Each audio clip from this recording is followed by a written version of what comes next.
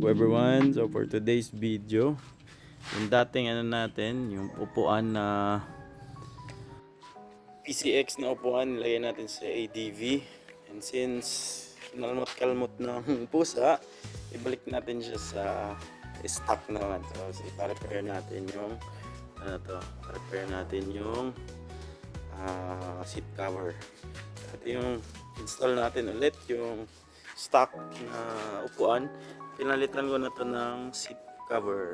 Ay, sinapawan natin ng seat cover na kasing texture nito.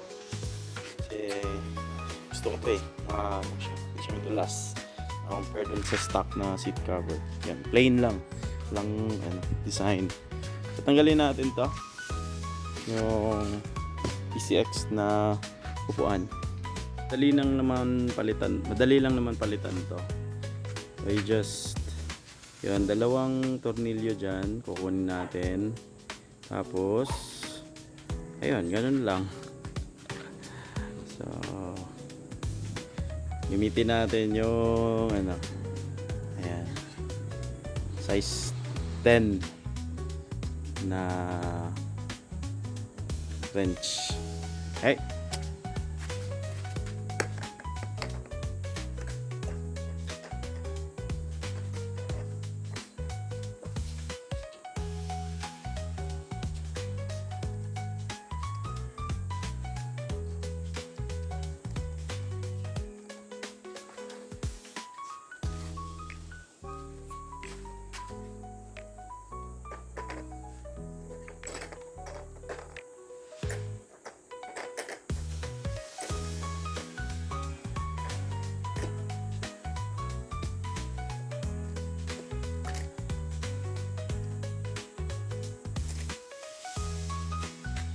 yun lang kadali. Tapos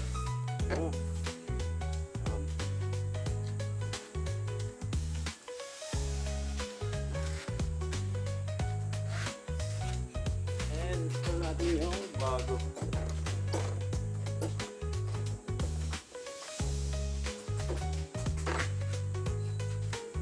Meron din yan dyan. Shoot lang natin dito.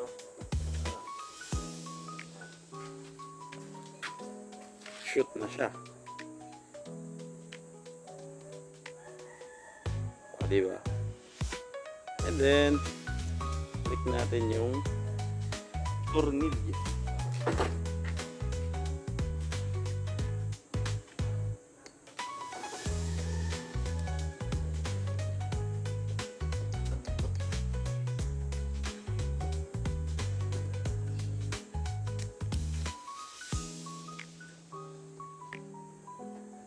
Sigpitan.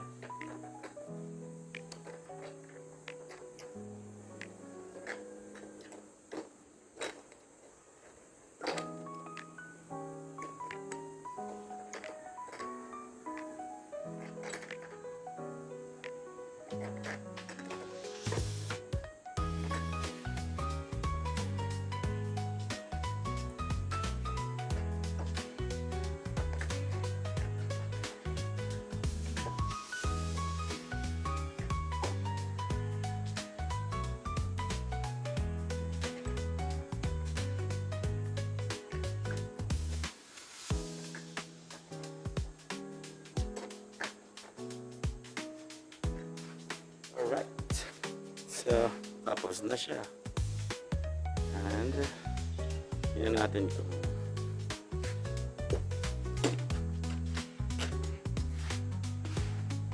Alright, yan, palitan na natin yung